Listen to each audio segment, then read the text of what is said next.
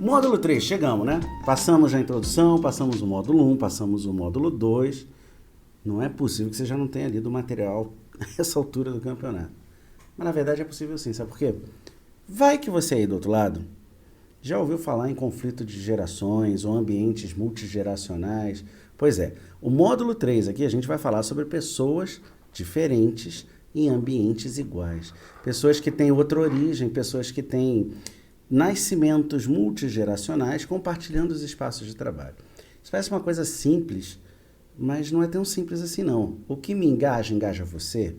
Será que se você olhar para as pessoas à sua volta de diferentes idades, que nasceram em outro período do tempo, aquilo que te empolga essas pessoas, será que são as mesmas coisas? Aquilo que te motiva, aquilo que você acredita, são as mesmas coisas do que essas pessoas? Não, não são. E entender essas diferenças, entender como é que a gente pode tirar vantagem disso, é uma das grandes dores que as empresas têm. Eu até cito no material para vocês uma coisa legal. Eu tenho lá um gerente, que é da geração X, tá? Nasceu num período específico do tempo, eu vou detalhar isso já melhor, tem aí no material, você já leu. E ele acha o seguinte, experiência é valorizada, trabalho tem que ser compromisso de longo prazo, é extremamente detalhista, né? Gosta de trabalho estruturado. E junto com ele tem outro colaborador, outro jovem, que é da geração Z e também é gerente. Essa outra pessoa, ela é digital, ela nasceu na realidade digital. O que significa nascer na realidade digital? Bom, de repente você está aí me ouvindo e não parou para pensar nisso. Existia um tempo que a internet não existia, né? Existia um tempo que o smartphone não existia. Existia um tempo que o celular era só para fazer chamada. E existe toda uma geração de profissionais hoje disputando os espaços dentro das empresas em que só existe uma realidade, a realidade digital. Quando ela nasceu, já estava aí. E aí a gente fala de um princípio que eu explico em outras ocasiões, mas vou trazer para você agora. Esse não está no livro. Que é o que é tecnologia para você. Para um segundo e responde para você essa pergunta. O que é tecnologia para você? Talvez você responda aí que é física quântica, que é carro talvez autônomo, que são robôs com sentimentos e percepções, são inteligências artificiais generativas, talvez seja física quântica avançada para fusão nuclear, não sei. Mas a minha definição de tecnologia talvez seja bem mais simples e talvez você nem concorde com ela. Mas você também não vai poder discordar. Eu digo que tecnologia é uma percepção de tempo. É a nossa relação humana com a tecnologia. Muito tempo já que a tecnologia não manda mais no ser humano. É o ser humano que demanda. Ele determina o que precisa ser a tecnologia. E aí, se você pensar que talvez micro-ondas não vai ser tecnologia para você, acho difícil. Se você está aqui fazendo esse curso de gestão de pessoas comigo, eu acho difícil tecnologia para você estar associado ao micro-ondas. Ao smartphone, depende. Alguns de vocês sim, outros não. Talvez a física nuclear, ou talvez ao chat GPT e os outros assistentes de inteligência artificial generativa, tantos que já existem, talvez vocês até chamem de tecnologia. Agora, se eu projetar para frente o futuro, imaginar agora uma criança de 3 anos, daqui a 10 anos, daqui a 15 anos, daqui a 20 anos, essas crianças jamais vão se referir a essas invenções como tecnologia, muito menos foguete que dá ré, por exemplo. A tecnologia está ligada a essa percepção humana do tempo com um fato muito corriqueiro. Se quando você nasceu, a tecnologia já estava aí, você não vai chamar ela de tecnologia, você vai chamar ela de coisa. Vai chamar de micro-ondas, de celular, de internet, de rede social. Você só vai chamar ela de uma coisa e vai usar. Para observar agora as crianças ao seu redor. Veja as intimidades das crianças de 2, 3 anos, às vezes de 1 ano, com celular, com tablet. Algumas crianças começam a andar e vão direto na televisão e querem que ela seja touch. Ninguém ensinou isso para elas. Nem o comportamento, nem que a câmera é a câmera e a câmera grava. Ninguém ensina essas coisas, são naturais pela percepção humana. Então, tecnologia é uma percepção de tempo. Da mesma maneira que isso que eu acabei de dizer pode ser considerado ou não tecnologia, certamente você não chama carro de tecnologia, nem avião, nem fogo. E você usa todo dia, né? Pois é, mas um dia foi tecnologia para aquelas pessoas que viveram esse tempo.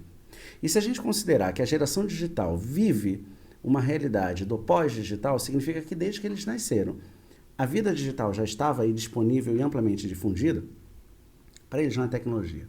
Esta é a vida que existe. Um exemplo que eu dou, e é muito relevante para espaço de trabalho, dou sempre, é da Wikipédia. Vai aí, você conhece a Wikipédia, né? Já deve ter usado, né?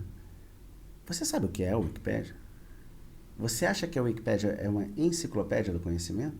Você acha que a Wikipédia é uma fonte confiável? Deixa eu te falar um negócio. A Wikipédia nasceu e permanece como um projeto que não pode nem ser chamado de open source. É um projeto colaborativo que tinha uma intenção apenas de, olha, entra aí, escreve o que você quiser sobre a coisa que você quiser. E a nossa inteligência coletiva vai escrever essas coisas. Ou seja, eu, com o que eu sei disso, mas o que você sabe disso, mas o que o outro sabe disso, vai dizer o que isso é. Não é uma fonte confiável. Sempre foi escrita do jeito mais esdrúxulo possível. Muitas e muitas e muitas e muitas e muitas e muitas e muitas e muitas e muitas e muitas e muitas informações que estão lá são falsas e mentirosas há mais de 20 anos e permanecem lá. Mas talvez você tenha aí 24, 25, 26 anos e não se dê conta disso. Mas eu estou aqui para te dizer que eu estava lá quando ela nasceu e eu te garanto que a maior parte da informação que está lá está errada, está mentirosa. A gente já está vivendo um pós-caos digital onde você não pode confiar plenamente em todas as fontes que você encontra na internet. Principalmente se você vive a ditadura do Google e essa é a sua única forma de fazer pesquisa, viu? Fica a dica. Bom, agora você pensa aí. Você tem esse gerente tradicional, clássico, baby boomer, e você tem uma jovem dessa geração digital. Você acha que esses estilos vão funcionar bem? Você acha que não vai haver nenhum tipo de conflito entre eles? Você acha que vai haver ou não vai haver reclamações de um pelo outro? Um reclama de um e o outro reclama do outro? Vai. E a maneira de você fazer isso funcionar é difícil, viu? Porque enquanto o baby boomer quer uma reunião na hora certa, estruturada, começo, meio e fim, com ata, a outra já chega, quer mudar a ferramenta, já não quer fazer reunião, já nem fiz, já estou fazendo outra coisa. Olha, achei um negócio aqui, uma internet aqui, vi um aplicativo que vai resolver nosso problema. E a vida vai passando. Essas duas coisas são incompatíveis entre si. E esses são os conflitos de geração que a gente vê nos ambientes de trabalho. Alguns anos atrás surgiu aí a moda do cringe, né? Onde os alfas tiravam um certo sarro dos millennials. Nunca foi tão próximo uma geração da outra. Mas essa sobreposição digital, ela cria alguns problemas. E é possível a gente ter, em vez de problemas, vantagem competitiva. Então, vamos lá, DHO.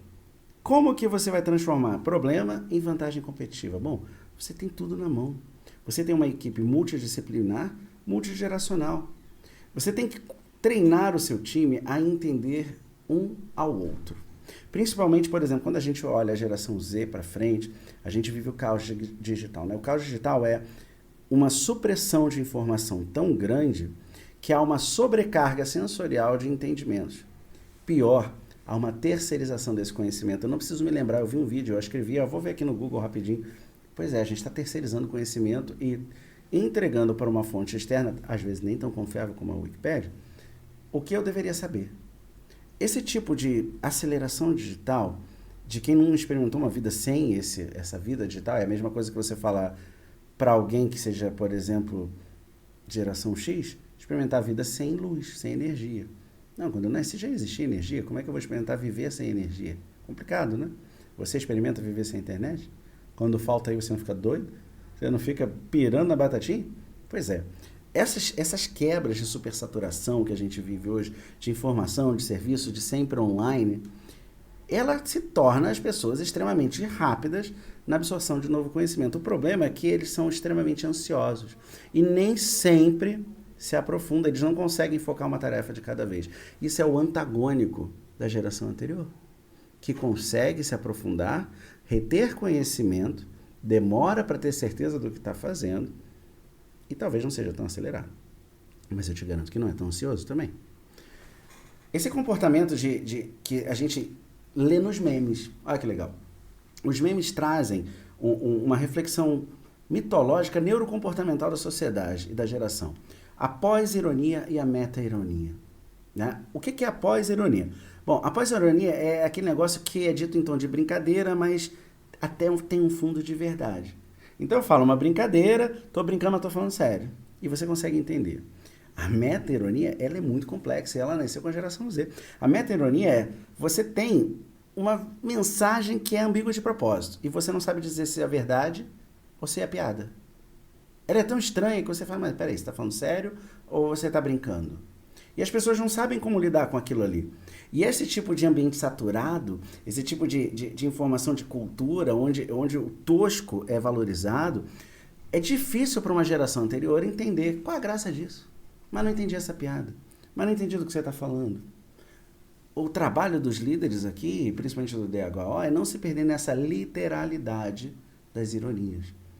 Entender o contexto por trás das atitudes de cada uma dessas gerações. Não é fácil. Não é nem um pouco fácil. No material eu botei assim para vocês, eu fiz uma tabela que eu vou tirar cola, senão eu erro sempre isso. Eu falava lá dos baby boomers, né? O que são os baby boomers? É aqueles que nasceram depois da Segunda Guerra Mundial, que foi de 39 a 45.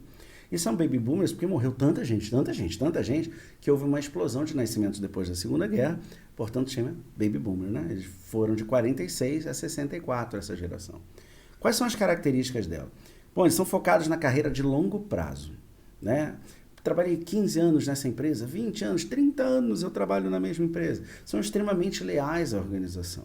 Eles valorizam a estabilidade e a segurança naquilo que fazem, mais do que a própria carreira. Valorizam estabilidade e segurança. Tudo se mantém como está. Quais são os seus valores, né, principais que eu quis deixar para vocês nas tabelas? Bom, certamente são trabalho em hierarquia, são excelentes. Muita experiência, são trabalhos em equipes, são extremamente dedicados ao seu trabalho e são extremamente leais. Ok? Esse é o Baby Boomer. Depois do Baby Boomer, vem a galera da minha geração, geração X. Nasce em 65, termina em 80. Vê aí se você é dessa geração, hein? Qual é a característica principal? Bom, a gente valoriza o tal do equilíbrio entre vida pessoal e profissional. A gente é mais independente, busca segurança e estabilidade, sim, mas só que nós somos mais pragmáticos para fazer isso. Se tiver que mudar, eu vou mudar, para atingir aquele objetivo. Então, nós somos aquela geração que, se tiver que virar a madrugada, vamos virar. Se a gente tiver que pegar pesado no trabalho, vamos fazer, é o trabalho duro. Somos extremamente pragmáticos, né? Faz parte do negócio. Somos autônomos, temos a segurança financeira como um valor principal.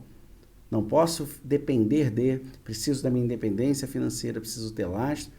E a competência é um valor principal. A gente mede muito as relações profissionais por competência daquilo que se faz. Vamos à próxima geração, os millennials. Parabéns, millennials, 81 a 96. Esses são os millennials. Quais são as características do milênio? Bom, busca propósito no trabalho. Pegou? Propósito. São extremamente adaptáveis. É impressionante o que o millennial pode fazer. O que o boomer não pode e o que o X tem muita dificuldade de fazer.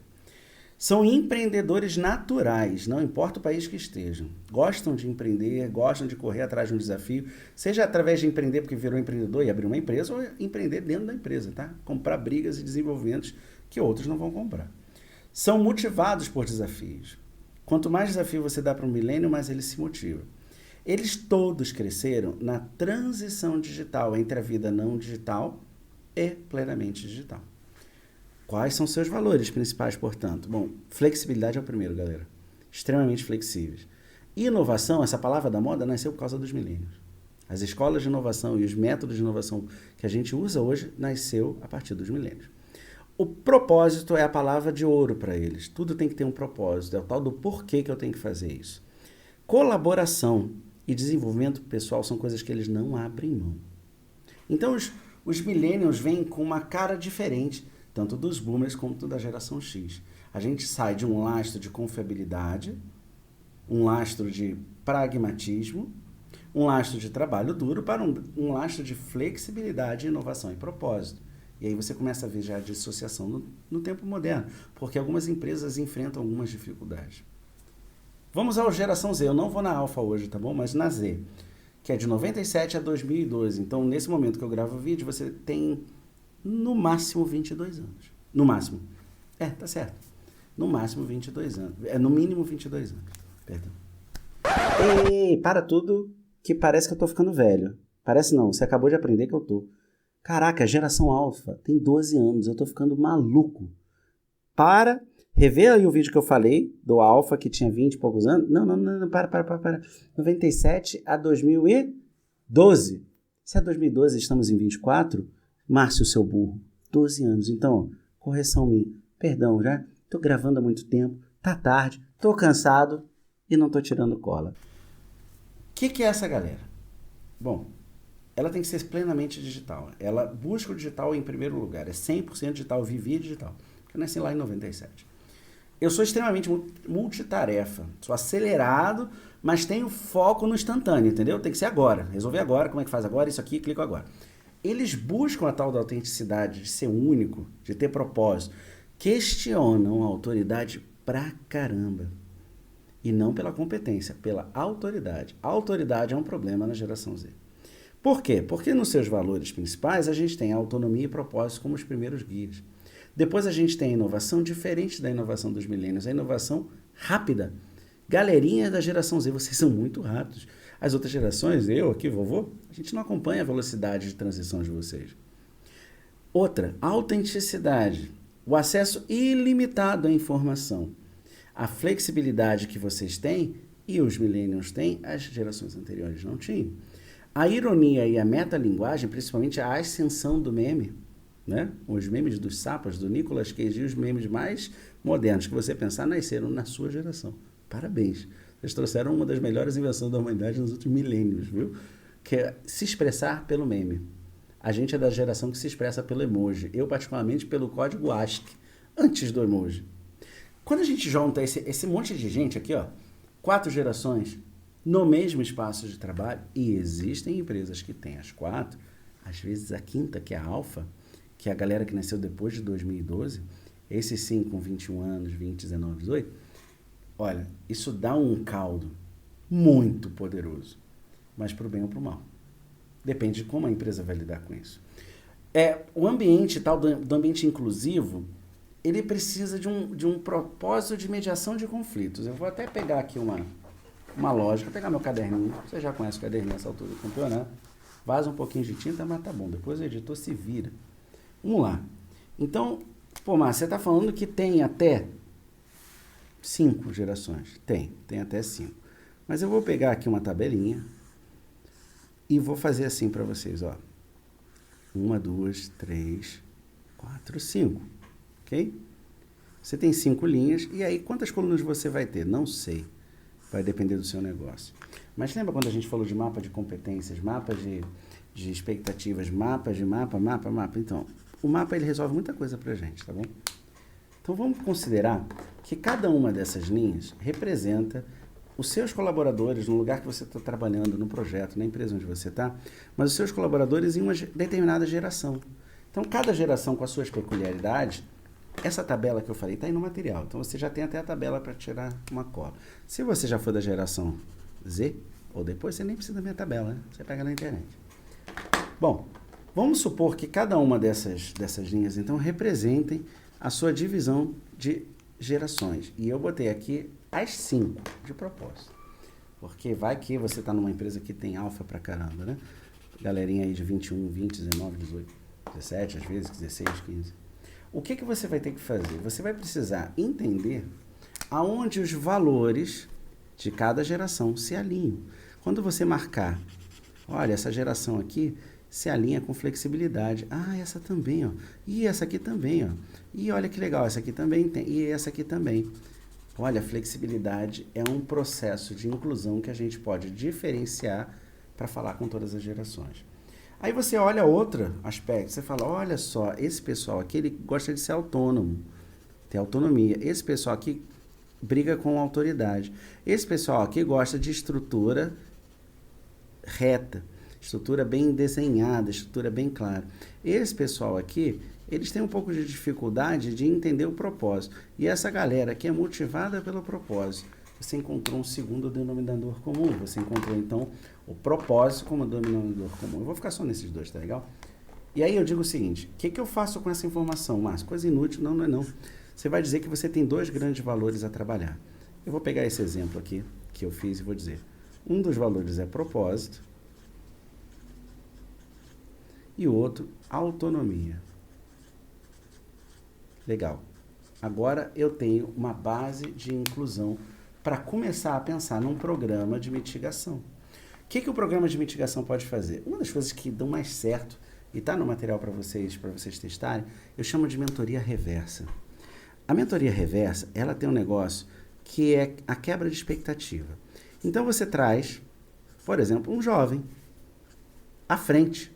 E esse jovem vai palestrar, ensinar, compartilhar, falar, opinar, dividir, expor para um grupo mais velho. Deu para entender? Então eu trago aqui, por exemplo, alguém que é millennial, que vai falar para os meus líderes, liderados, para os meus gerentes, o que for aqui, tá? Não faz diferença. Mas que são da geração X, são geração baby boomer, que algumas empresas têm, né? Então são baby boomers. Essa lógica de fazer uma mentoria reversa faz com que haja uma quebra de paradigma entre a briga que se diz ter e o entendimento daquelas frases que a gente ouve no corredor. Ah, essa jovem não quer nada, essa juventude é tudo preguiçosa, é tudo assim hoje em dia. Porque no meu tempo, já ouviram isso? Na sua empresa não tem isso, né? Só nos lugares que eu andei. Na sua eu tenho certeza que não tem. Imagina. Que é isso, mas isso é coisa de empresa de fundo de quintal, isso é coisa de multinacional, não. É? Vai acreditando. E aí, ó, legal pra caramba pra vocês. A mentoria reversa tem um outro caminho. Ela tem um terceiro desdobramento, que é o desdobramento da autoridade e da experiência. Ela só precisa ser feita de uma forma mais cautelosa. Você escolhe o elemento do grupo e você agora palestra. Os jovenzinhos, vocês viram que eu fiz com cabelo style, né? Então, você agora vai fazer a palestra de compartilhamento de histórias e experiências no sentido contrário para a geração mais nova. Mas não pode ser condescendência. O que é condescendência? Ah, vocês jovens têm a vida muito fácil, vocês não imaginam. Não. É contar e compartilhar desafios e como eles foram vencidos por aquela geração que chegou antes. Então, a mentoria reversa, ela anda num caminho não de imposição de hierarquia, ela anda num caminho de compartilhamento de experiências dentro de um ambiente comum para a empresa. É uma das coisas que dão mais certo para engajamento de programas de desenvolvimento, tá? E é legal porque quando você começa a fazer isso, o seu público, os seus colaboradores, o seu time vai te pedir mais isso, naturalmente. Então você começa a criar uma cultura. Lembra do comportamento? Esse passa a ser o comportamento. É assim que a gente começa a se entender. E é legal porque eu deixei para vocês alguns mapas aí, tá? Então o primeiro que eu falei lá, como é que a gente percebe, por exemplo, uma avaliação de diversidade de cultura? Como é que a gente entende quem são essas linhas aqui que eu desenhei das gerações? Bom, tem um monte de gente fazer, um monte de jeito. Eu sugiro PNL, Programação Neurolinguística. Esse curso não é de PNL, não vou ficar falando de PNL, dá para você googar, dá para você pegar um monte de gente muito mais competente que eu, não é nosso foco aqui, mas o que eu quero te dizer é que o PNL está focado na observação dos comportamentos, ok? O líder observa e percebe os comportamentos de seus liderados e o DHO também. O que você pode fazer? Você pode fazer um survey, uma pesquisa de diversidade organizacional. Só que ela tem que ir muito além do que ano você nasceu, que geração você se identifica. Essas perguntas meio bestas, para não falar a palavra mais idiota, né? O que você tem que fazer? Você tem que fazer perguntas subliminares, comportamentais ligadas aos valores que eu apresentei para você antes. Então você vai lá e pergunta assim, eu botei no exemplo exatamente isso. Ó. O que você mais valoriza no trabalho em equipe? Como você se sente quando a sua opinião é desconsiderada? Você percebeu que tem duas expectativas? Uma expectativa é a do grupo. Então, a primeira expectativa é você dentro desse grupo aqui. O que você percebe? A outra é, e quando você está fora desse grupo, o que você faz? Como você se sente? Quando você monta algumas dessas perguntas, esse mapa de survey que você vai criar, ele se torna muito mais profundo para te dar a verdadeira diversidade organizacional que te leva à verdadeira tabela, que você acha que é uma.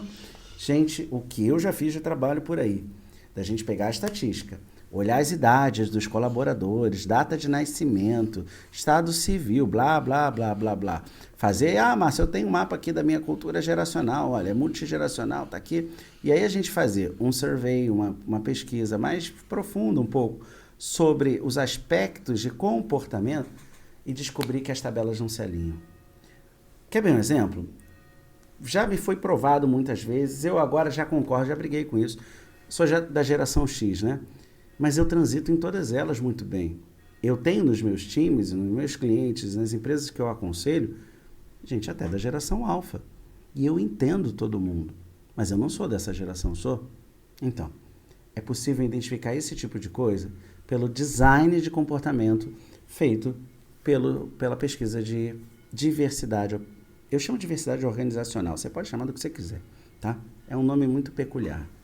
A segunda ferramenta é a ferramenta de diagnóstico de engajamento dessa galera aqui, ó, que é o impacto das suas perspectivas, das suas expectativas e a percepção de valor em cada um para a expectativa. Essa é difícil para fazer, para caramba.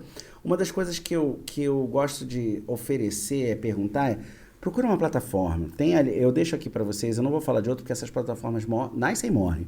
Eu deixei o Office Vibe, porque até o dia que eu estou gravando isso, ele está lá e dá para fazer uns testes gratuitos nele. O que ele tem ali? Ele vai um pouco mais além do que número, tá bom? Ele começa a valorizar o valor percebido com relação ao comportamento do colaborador. Ou seja, o que te faz sentir realizado no seu trabalho? Que recompensa que te motiva a continuar se dedicando? São perguntas de um cunho neurocomportamental. Eles são muito mais interessantes para a gente entender efetivamente o engajamento dessa galera. É aquela frase, faço o que eu faço, mas não faço o que eu falo. Já ouviu isso? Pois é o contrário disso, se você acha que você entendeu certo. É faço o que eu falo e não faço o que eu faço. Ou seja, eu digo aqui para você fazer um monte de coisa, mas na hora de eu fazer, eu não faço. Essa desconexão comportamental nossa, humana, ela tem a ver com as nossas expectativas pessoais. E o jeito de você medir isso é usando a previsão de recompensa que o nosso cérebro tem. O que é a previsão de recompensa?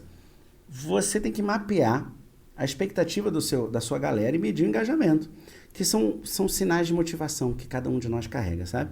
Pode ser por dentro ou por fora, tem a ver com a maneira como o nosso cérebro descarrega, por exemplo, dopamina quando a expectativa é realizada. Ou não descarrega porque ela não foi realizada. Ou até adrenalina porque foi contrariada. E esse pequeno detalhe neural, ele influencia no comportamento das pessoas. As pessoas se comportam de outro jeito, respondem de outro jeito, agem de outro jeito, se movimentam de outro jeito, falam de outro jeito, mudam a postura corporal. Tudo isso acontece.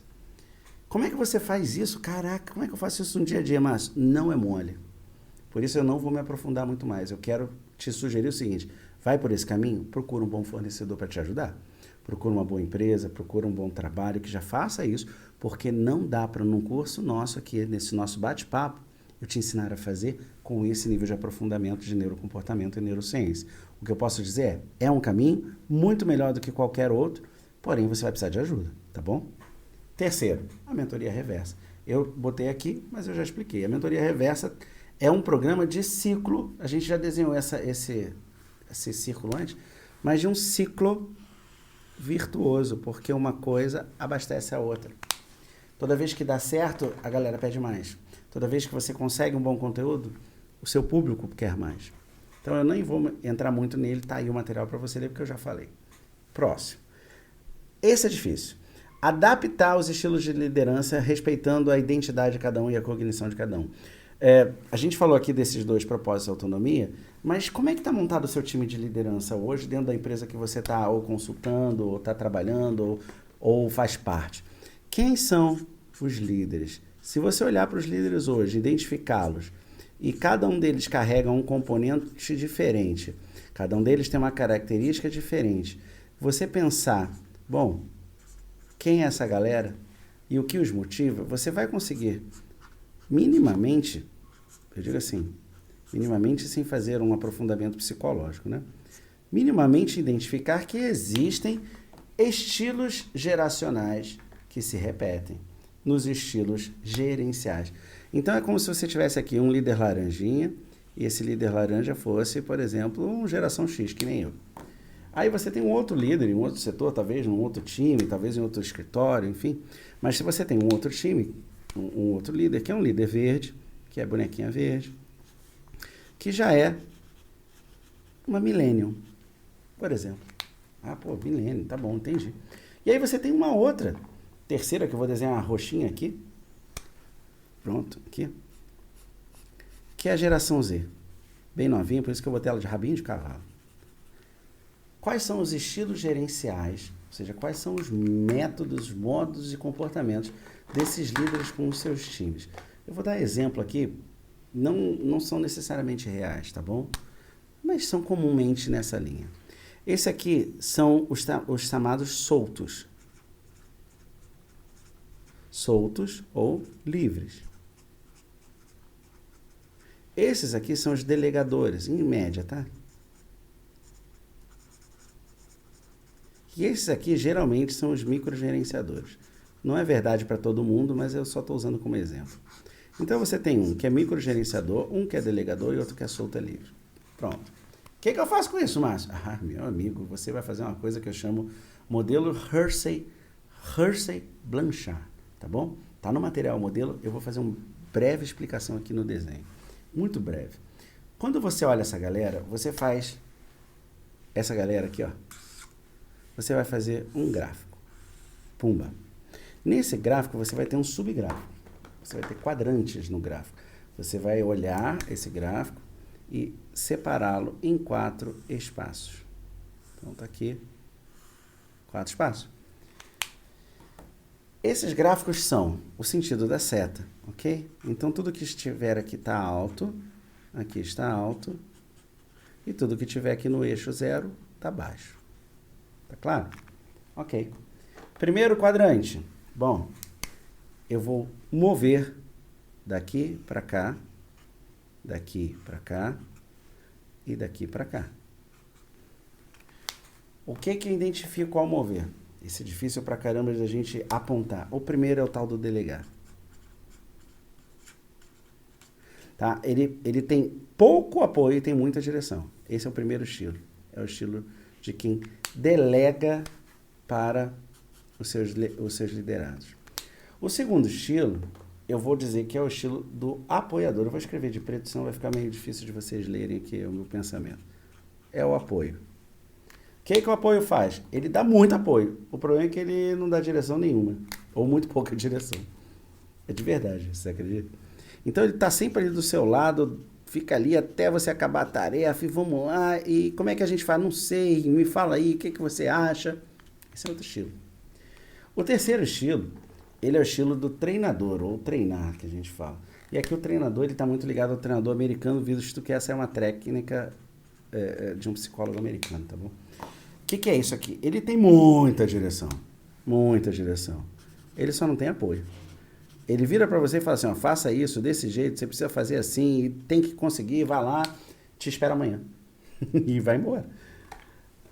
Esse daí, ele tem alta capacidade de apoio, que é o nosso eixo vertical, e baixa capacidade de direção, o diretivo, que é o eixo horizontal.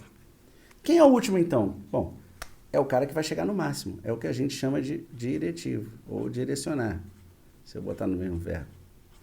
O que esse malandro faz? O que ele é capaz de fazer? Bom, o estilo de direção, de gestão dele, ele é altamente dirigido. Ele dá instruções para você, você sabe o que fazer. O problema é que ele não te dá apoio nenhum. Quando a gente volta para cá, e ainda bem que eu não mostrei a direção para vocês da aula. Mas tem uma correção. Eu fui chamado a atenção pelo meu diretor dizendo o seguinte, ei, você explicou ao contrário. Você explicou que o treinador não dá apoio. Não, desculpa, o treinador, eu até falei que é da cultura americana, né? Vou até marcar ele aqui agora.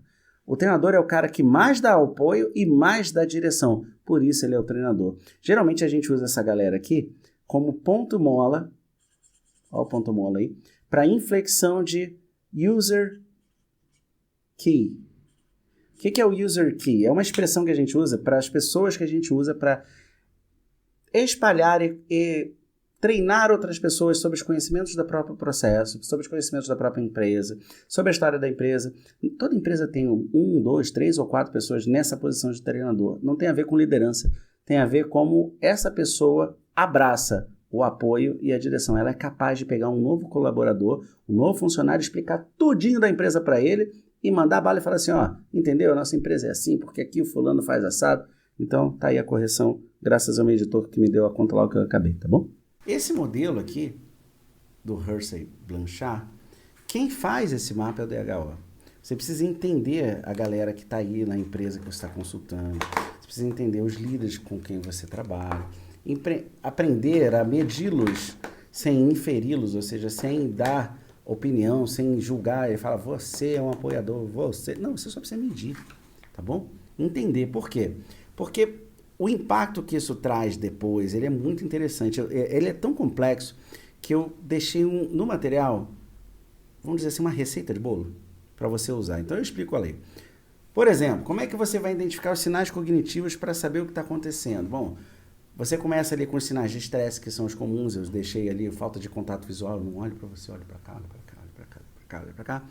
Aquela respiração curta, acelerada, sabe? Aperto nas mãos, tipo, você vai falando, eu tô... Isso significa que eu estou num nível de estresse. No meu engajamento com o líder diretivo, com o líder delegado ou apoiador. Os sinais de engajamento, quando a conversa está funcionando, quando a liderança está funcionando, eu mantenho o contato visual. Você olha para mim, eu olho para você. A minha participação é ativa, eu não fico mudo. Aqui a gente não está numa participação ativa. Eu estou gravando essas aulas para você, então não tem como você participar. Mas será que você teria uma participação ativa? Não sei. Será que você faria perguntas? Será que você interagiria comigo? O terceiro, que é sinal de distração ou desmotivação, é aquele olhar que fica assim, ó. Tô aqui, mas não tô aqui. Fui embora, fui para outro lugar. As respostas são automáticas. É verdade.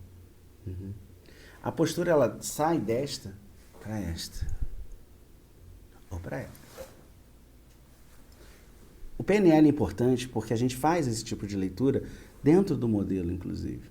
E aí, é que negócio. Como é que eu ajusto? Caramba, você vai ter que pensar nessa galera aqui, ó, da seguinte maneira.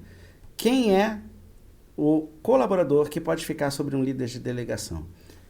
Alta competência, alto engajamento, autonomia livre, é autossuficiente. Você vai ter um colaborador aqui respondendo bem se ele tiver a competência necessária para tudo o que ele precisa. Não, mas o líder é um apoiador, Márcio, e aí? Bom, o apoiador, o colaborador, ele é competente, mas não tem motivação. Então você vai ter que buscar os sinais de desengajamento desse pessoal e tentar fazer o engajamento funcionar sem mover o líder.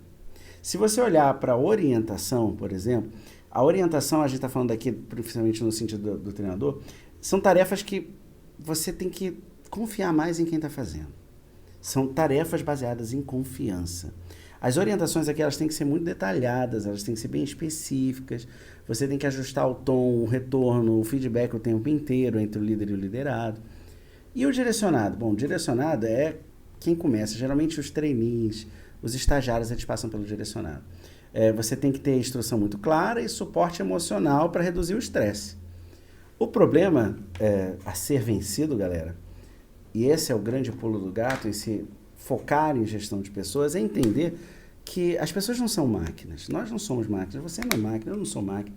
Se fosse máquina, era só botar computador e robô, nenhum de nós precisava trabalhar. É fazer esse casamento aqui, ó, entre como são os comportamentos dos líderes, como são os liderados que vão ser liderados por esses líderes e qual é a característica orgânica de cada um desses líderes envolvidos. Como é que você casa isso? O que combina com o quê? Então, para você conseguir efetivamente entender o seu ambiente, o que eu já deixei para vocês aí? A tabela que você já conhece. Vai lá na tabela, faz a respostinha do diagnóstico, entenda como é que está a sua empresa, o seu negócio, o seu time. Entenda em que ponto você está de maturidade, para você saber para onde você vai. Tá legal? Depois faz a provinha aí e vê se você entendeu tudo o que a gente conversou. Quando a gente fala de uma forma geral sobre multigerações, isso é um tema sem fim. Não dá para terminar no meu desenho, não dá para terminar nessa nossa meia hora aqui. O que é importante é, dentro desse módulo, eu quero que você entenda que isso existe, com todas essas características que eu coloquei e muitas outras mais. Te interessou? Pesquisa, entra aí no ResearchGate, entra nas páginas de pesquisas científicas, se cadastra em sites de pesquisas científicas e vai ler o que está rolando no neurocomportamento social e nas empresas aqui no Brasil e pelo mundo, tá bom? Te espero no próximo módulo, a gente se vê já já. A paz, até já.